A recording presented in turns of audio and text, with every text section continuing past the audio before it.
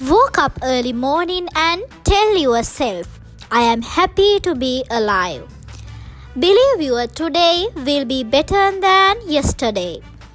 Past can be a mountain of burden or it can be a gift of good lesson.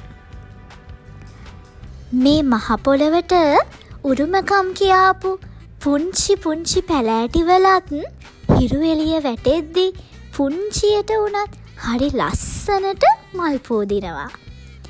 විස කටු වලින් ගහන අතු ඉති අතර නටන නිදි කුම්බා මල් වලත් හරි අමෝතුම ලස්සනක් තියෙනවා.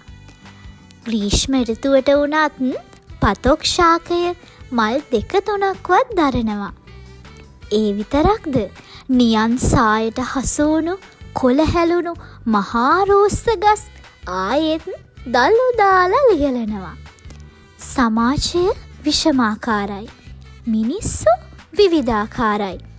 ඒ විවිධ විෂම මිහිමත සැබවින්ම හරි පුදුමාකාරයි. ඉතින් දැනුම් සම්භාරයක් එක්කාසු කරගෙන ඒ විශ්ව තලාව මත දුර ගමනක් යන්න ඔයත් එන්න.